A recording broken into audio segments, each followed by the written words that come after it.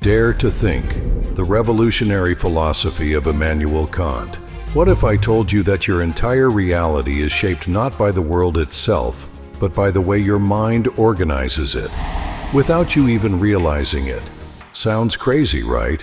But that's exactly what Immanuel Kant believed. This 18th century philosopher didn't just theorize, he completely rewired how we understand reality, morality, and even free will. His ideas were so groundbreaking that they still influence science, psychology, and even pop culture today. And here on Wisdom Unveiled, we're breaking down his revolutionary ideas in 5 mind-blowing points that will challenge everything you thought you knew.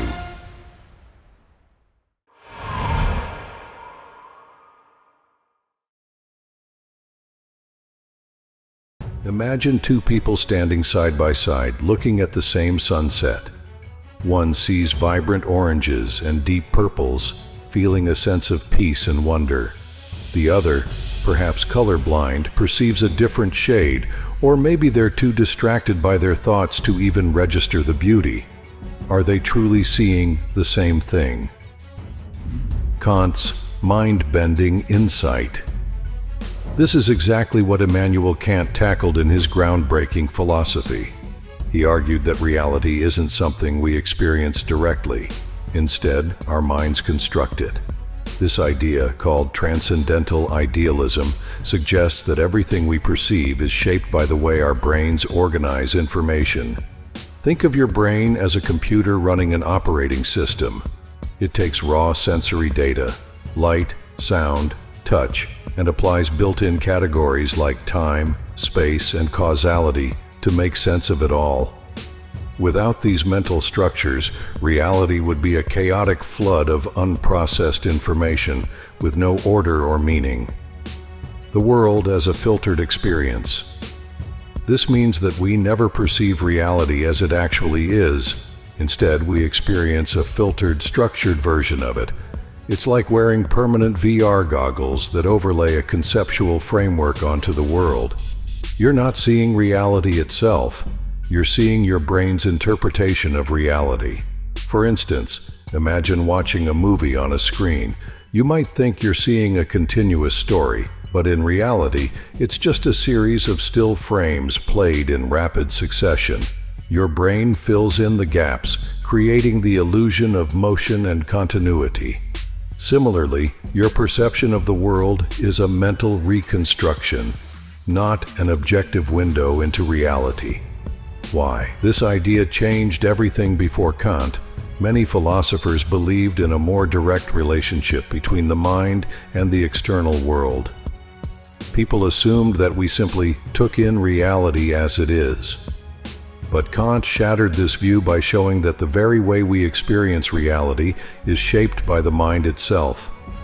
This has huge implications. We can never truly know things in themselves, the world as it exists independently of us. Our perception of reality is subjective. Each person experiences the world differently. Even fundamental concepts like time and space might not exist out there, but rather as mental constructs.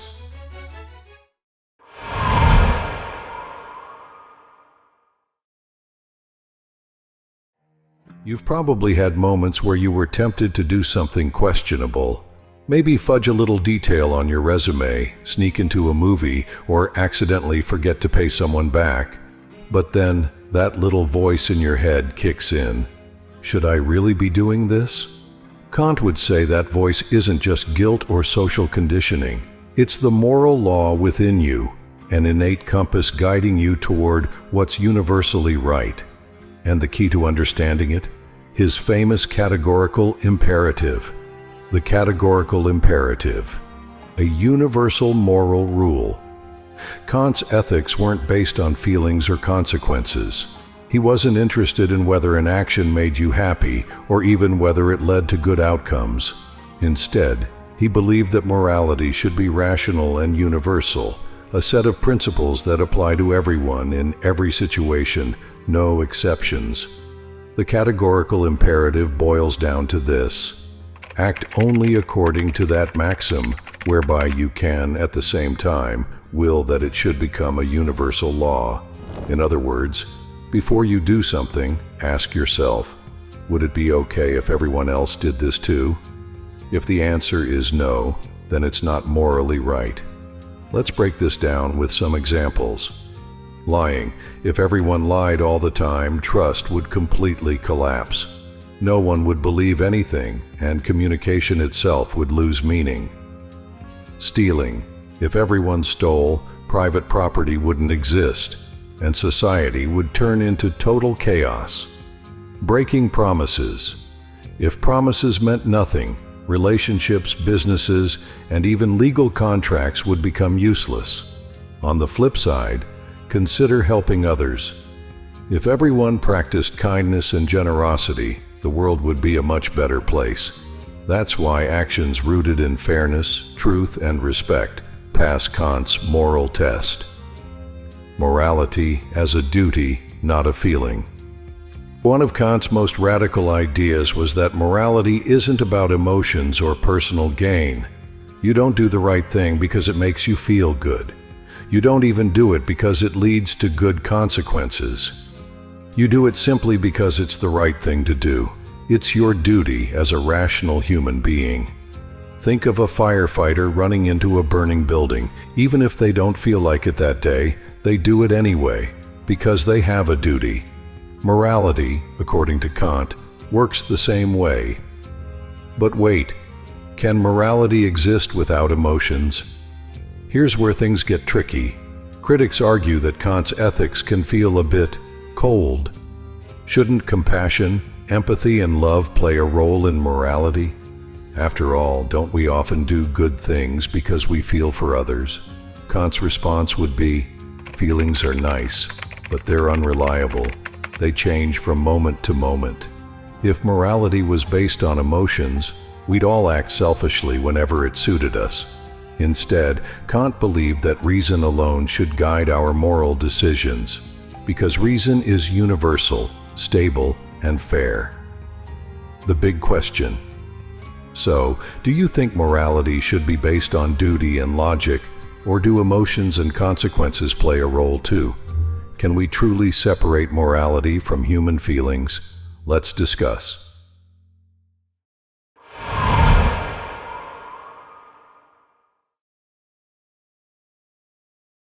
Freedom.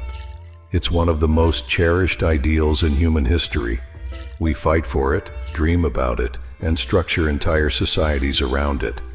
But what if I told you that the way most people think about freedom is actually an illusion? Are you really free, or just a slave to your desires? Imagine this scenario. It's 2 a.m., you're lying in bed, and suddenly an intense craving for cake kicks in. One voice in your head says, "Don't do it, you'll regret it in the morning." Another says, "Who cares? YOLO, eat the cake." Now, which choice represents true freedom? Most people assume that freedom means doing whatever you feel like in the moment. You want cake? Eat the cake. You want to binge watch an entire Netflix series? Go for it. But Kant would argue that this isn't freedom at all. It's actually just being controlled by your impulses.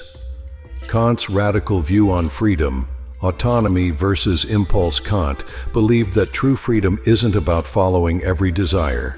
It's about being able to govern yourself with reason and discipline. He called this concept autonomy, which literally means self-rule. Think about it this way. If your actions are constantly dictated by fleeting emotions and cravings, are you really in control? Or are you just reacting to whatever urge happens to be strongest at the moment? For Kant, acting on impulse is a form of slavery to desires. If you always give in to what feels good right now, you're not actually free. You're just at the mercy of whatever craving comes along. True freedom means making choices based on rational principles, even when it's hard. So in our cake example, choosing to resist the cake because you've thought it through and decided it's not the best choice for your health or well-being is actually the freer decision. You're not being controlled by impulse. You're controlling yourself. Freedom isn't doing whatever you want. It's doing what's right. Kant's idea flips the usual understanding of freedom on its head. Many people assume that laws, rules, and self-discipline restrict freedom. But according to Kant, these things are actually what make freedom possible. Imagine a society where everyone did whatever they felt like, with no self-restraint. Chaos, right? Laws and ethical principles allow us to live in a way that's truly free, not just from external oppression, but from our own worst instincts. This applies on a personal level too. Think of a musician who wants to play a beautiful piece on the piano. If they just sit down and smash random keys because they feel like it, they're not free. They're just producing noise. But if they practice for years, developing discipline and mastery, then they have the freedom to create real music. The big question, are you free? Kant's idea of freedom is challenging because it asks us to take a hard look at our own lives. Are we truly free, or are we just reacting to whatever emotions, cravings, or influences pull us in different directions? Real freedom isn't easy. It requires self-control, discipline, and rational decision-making. But if we can master ourselves, we unlock a level of freedom that's deeper than just doing whatever we want. So, what's the toughest impulse you've ever had to resist? Let's hear it in the comments.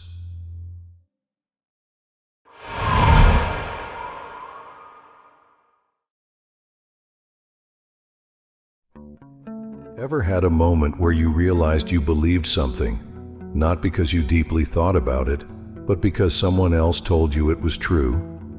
Maybe it was a political stance, a religious belief, or even just a social norm you never questioned. Kant would say, "Wake up. It's time to think for yourself."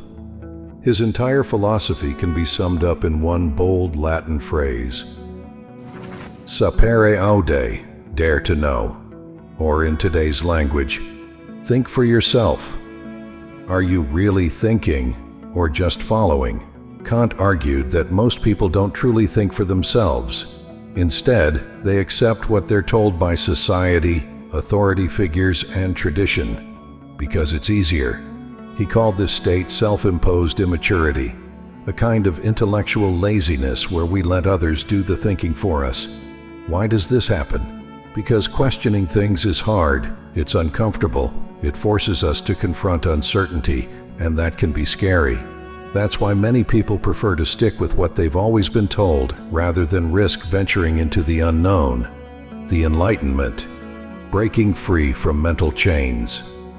Kant's challenge to the world was radical. Stop being intellectually passive. Question everything. He saw the Enlightenment as humanity's chance to break free from blind obedience and actually use reason. He wasn't just talking about politics, he meant everything. Why do you believe what you believe?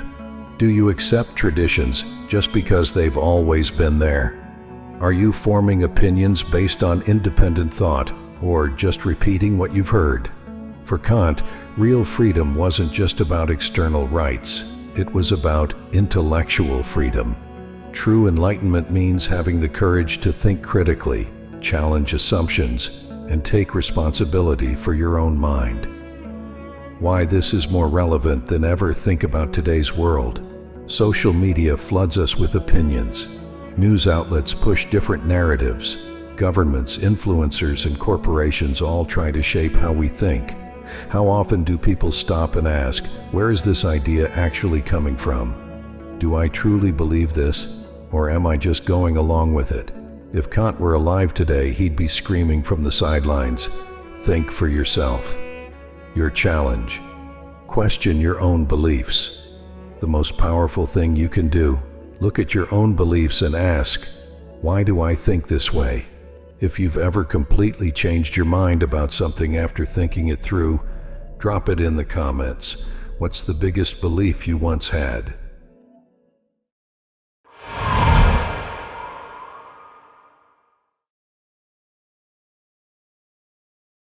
You might not realize it, but every time you question reality, every time you wonder if the world is just an illusion, and every time a movie makes you doubt what's real, you're engaging with Kant's philosophy. Kant didn't just change philosophy, He reshaped how we understand reality, knowledge, morality, and even science. His ideas influenced fields ranging from physics to psychology to artificial intelligence. And yes, his thinking is all over some of the most mind-bending sci-fi movies ever made. Kant's influence on science and thought. Einstein's theory of relativity. Kant was ahead of his time. Albert Einstein's discovery that time and space are not absolute shocked the world. But guess who had already proposed that time and space weren't fixed, external things, but rather mental constructs? Kant. He argued that time and space don't exist independently of us. They're part of how our minds organize reality. Einstein's physics ended up proving Kant's philosophy right. Modern psychology. Your mind shapes reality. Ever heard of cognitive psychology? The idea that we don't experience the world directly but through mental filters? That's straight out of Kant. He was one of the first thinkers to say that the mind actively shapes perception. It doesn't just passively receive information. Today, psychologists study how human perception is influenced by biases, memory, and interpretation, just as Kant predicted. Artificial intelligence. Can machines think? Kant's philosophy also touches on AI and consciousness. If human knowledge is shaped by categories like time, space, and causality, could machines ever develop the same kind of structured thinking? What does it even mean to think? AI research today still struggles with Kantian questions. Can intelligence exist without human-style perception? Can machines ever have true autonomy? Kant's influence on pop culture and sci-fi. If you love movies that mess with reality, congratulations, you've been thinking like Kant. The Matrix. What if the world you experience isn't real, but a mental construct? Pure Kantian philosophy. Inception. If perception isn't reality, how can you ever know what's real? Westworld. Can artificial beings achieve self-awareness? What defines human consciousness? Blade Runner. What makes someone truly human? Is it rational thought, emotions, or something else? Every time you've had a deep late-night conversation about what if reality isn't real, that's a Kantian crisis in action. So, which Kantian idea blows your mind the most? Is it the idea that we never truly see reality as it is? That our perception is just a mental construction? That morality is based on duty, not feelings? Drop a comment below. Let's discuss. The ultimate Kantian challenge. All right, now it's your turn. Kant's entire philosophy boils down to thinking for yourself. So here's a challenge. Next time someone tells you something, whether it's about life, history, or even your favorite conspiracy theory, don't just accept it. Ask, how do I know this is true? What would Kant say about this? And if the answer is, I have no idea, then congratulations. You've just taken your first step into true enlightenment. Welcome to Wisdom Unveiled.